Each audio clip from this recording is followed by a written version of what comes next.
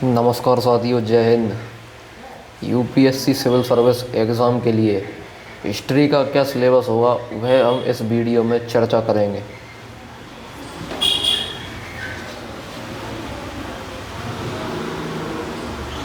History यानी इतिहास का पाठ्यक्रम, वो हम इस वीडियो में चर्चा करेंगे। देखिए, यहाँ पर जो आपको सिलेबस दिया गया है वो टू द पॉइंट नहीं है, वो डिटेल्ड नहीं है, वो बिटवीन द लाइंस है। हमें उसे खोजना पड़ेगा। इसकी रोल या भूमिका क्या है? देखो, मेन सब्जेक्ट जो होती हैं उसमें जो चार सब्जेक्ट हैं, जो पिलर सब्जेक्ट हैं, ज्योग्राफी, हिस्ट्री, पॉलिटी और इकोनॉमी, इनका सिलेबस कंपेरेटिवली डिटेल्ड है। जबकि अदर जो सब्जेक्ट हैं जैसे कि साइंस, एनवायरनमेंट, डिज़ास्टर मैनेजमेंट, इनका सिलेबस कंपेरेटिवली अनडिटेल्ड है। इनके ज़्यादातर जो क्वेश्चन होते हैं वो करंट से रिलेटेड आते हैं। अब भूमिका के बारे में हम बात कर ली, अब हम इसका सिलेबस देख लेते हैं प्री वाइज और फिर अपन देखेंगे मेंस वाइज।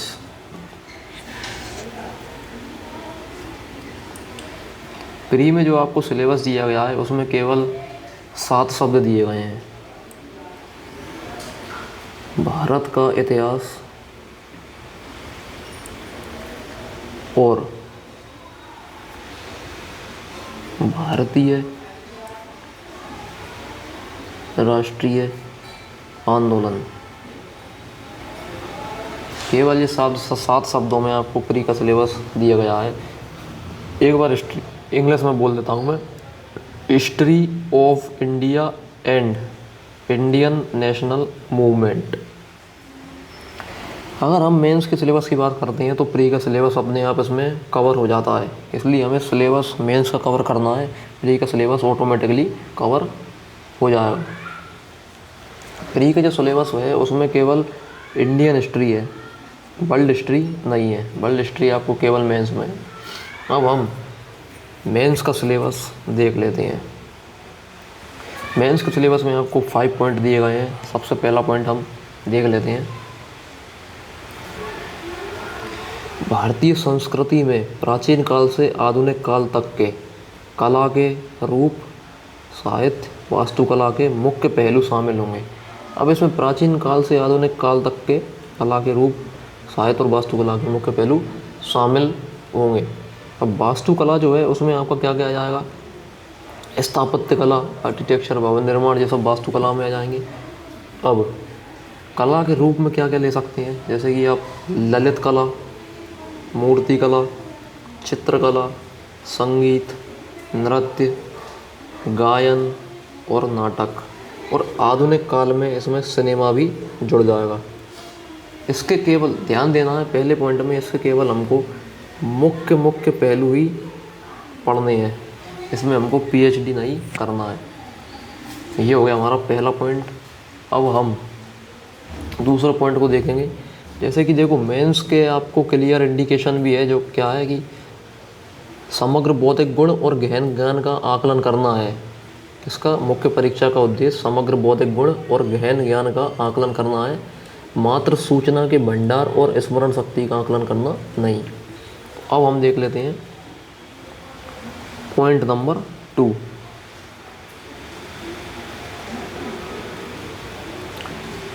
पॉइंट नंबर 2, 18वीं सदी के लगभग मध्य से लेकर वर्तमान समय तक आधुनिक भारतीय इतिहास, उसका क्या महत्वपूर्ण घटना है, व्यक्तित्व और विषय। यहाँ पर आपको मॉडर्न इंडिया पढ़ना है। इसमें क्या क्या पढ़ना है? 18वीं सदी से लगभग मध्य से लेकर, 18वीं सदी क्या होगी? 1700 से 1800, मध्य यानी 1750। तो हमें 1750 से लेकर वर्तमान समय तक का क्या पढ़ना है? Modern India.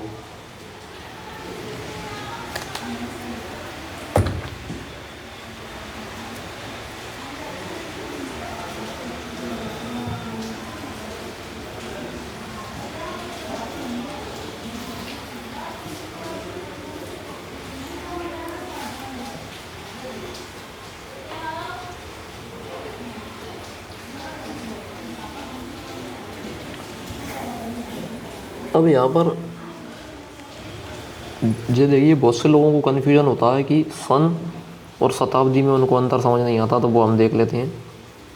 एक होता है सन और एक होता है शताब्दी। शताब्दी को हम सदी भी कहते हैं। जैसे कि सन देखो, अभी चल रही है 2023, तो सन क्या हुआ 2000, वही चल तो 2000 ही रहा है ना। और शताब्दी क्या है, अभी 21वीं सदी, तो शताब्दी क्या है 21वीं, तो इसको 21वीं क्या कह रहे हैं, क्योंकि देखो अभी चल रहा है 2023, तो 21वीं सदी क्या होगी, 2000 से लेकर के 2099 तक का जो समय होगा वो 21वीं सदी मानी जाएगी। 2199 से 2200 का जो समय होगा वो कौन सी सदी कहलाई जाएगी, 22वीं सदी कहलाई जाएगी।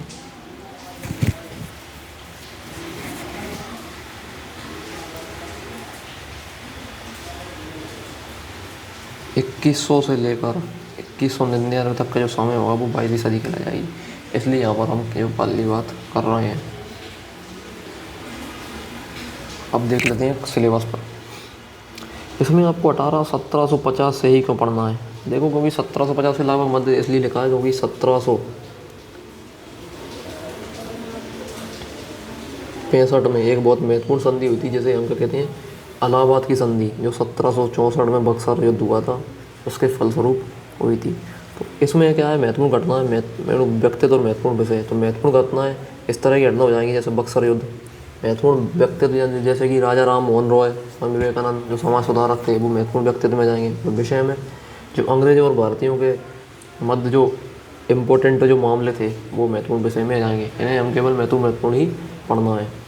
बढ़ते हैं थर्ड पॉइंट की तरफ, स्वतंत्रता संग्राम। इसके विभिन्न चरण, देश के विभिन्न भागों से इसमें अपना योगदान देने वाले महत्वपूर्ण व्यक्ति और उनका योगदान। इसमें कितने कितने पॉइंट बन जाएंगे स्वतंत्रता संग्राम में, इसके विभिन्न चरण, देश के विभिन्न भागों से योगदान देने वाले महत्वपूर्ण व्यक्ति और उनका योगदान। इसमें 3 पॉइंट बन जाएंगे।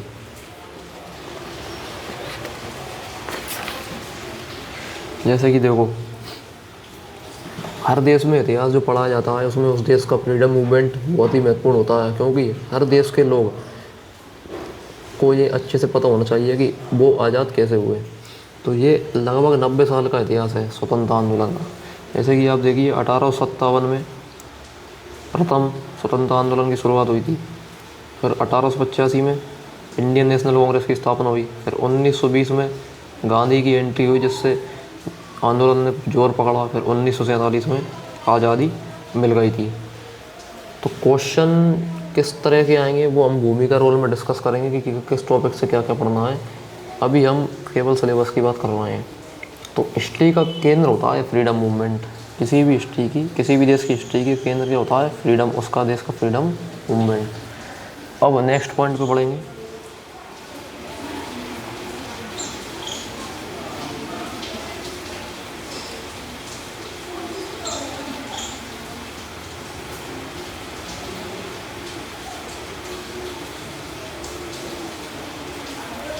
पॉइंट नंबर 4, स्वतंत्रता के पश्चात देश के अंदर एकीकरण और पुनर्गठन।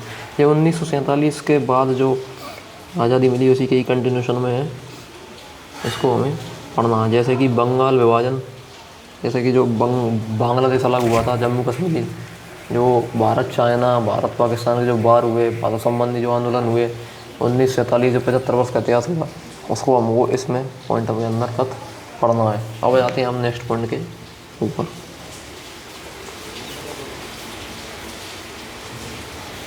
फिफ्थ पॉइंट, इसमें क्या है,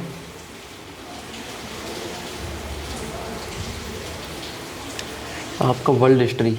वर्ल्ड हिस्ट्री में हम कौन कौन से पॉइंट देखो, 18वीं विश्व के इतिहास में 18वीं सदी तथा बाद की घटना है, जैसे कि औद्योगिक क्रांति, विश्व युद्ध, राष्ट्रीय सीमा का पुनर्सीमांकन, उपनिवेशवाद की समाप्ति, राजनीतिक दर्शन जैसे साम्यवाद, पूंजीवाद, समाजवाद आदि शामिल होंगे, उनके रूप और समाज पर उनका प्रभाव। इसमें हम कौन कौन से पॉइंट बनना है देखिए। जैसे कि सबसे पहले 18वीं सदी तथा बाद की घटनाएं में 2 घटनाएं सबसे महत्वपूर्ण है। जैसे कि एक तो है फ्रांस की क्रांति और दूसरी हो गई अमेरिका की आज़ादी। ये 2 घटनाएं बहुत ही महत्वपूर्ण है 18वीं सदी की घटनाओं में। फिर हमको पढ़ना है औद्योगिक क्रांति। औद्योगिक क्रांति बहुत ही महत्वपूर्ण टॉपिक है, इसे हम विस्तार से पढ़ना होगा। इससे ही उपनिवेशवाद की समाप्ति और उपनिवेशवाद का जन्म हुआ। अब हम पढ़ेंगे विश्व युद्ध। विश्व युद्ध first world war, second world war. Second world war में ही जर्मनी में नाजी और इटली में फासिज्म का उदय हुआ, जो हिटलर और मुसोलिनी द्वारा किया गया। फिर हमको पढ़ना है राष्ट्रीय सीमाओं का पुनः सीमांकन। फिर हमको पढ़ना है उपनिवेशवाद, फिर उपनिवेशवाद की समाप्ति, और उसके बाद राजनीतिक दर्शन के कौन कौन से राजनीतिक दर्शन, समाजवाद, पूंजीवाद और साम्यवाद। यानी कि रूप पढ़ना है और समाज पढ़ने के प्रभाव पढ़ना है। साम्यवाद जैसे मार्क्सवाद जो है साम्यवाद का रूप है। पूंजीवाद में आपको औद्योगिकरण देखने को मिलेगा। पूंजीवाद पढ़ने से पहले आपको वाणिज्यवाद, वाणिज्यवाद आदि शब्द मिलेंगे, उन्हें भी पढ़ना होगा। समाजवाद में भारत ने जो अपनाया है वो समाजवाद अपनाया है। तो इस तरह से हमने इस क्लास में हिस्ट्री का सिलेबस देख लिया है।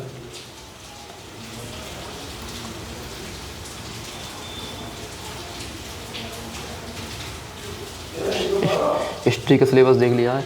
तो आपको मैं बहुत ही जेन्युइनली बता दूं कि आपके दिमाग में पाठ्यक्रम बहुत ही स्पष्ट होना चाहिए कि हमको क्या पढ़ना है, क्या नहीं पढ़ना है। इसको आप कॉपी में नोट करके रख लीजिए। आपको दिमाग में अच्छी तरह छप जाना चाहिए कि इसमें हमको क्या पढ़ना है और क्या नहीं पढ़ना है। उम्मीद है इस वीडियो से आपको काफ़ी मदद मिली होगी हिस्ट्री के सिलेबस समझने में। नमस्कार, जय हिंद।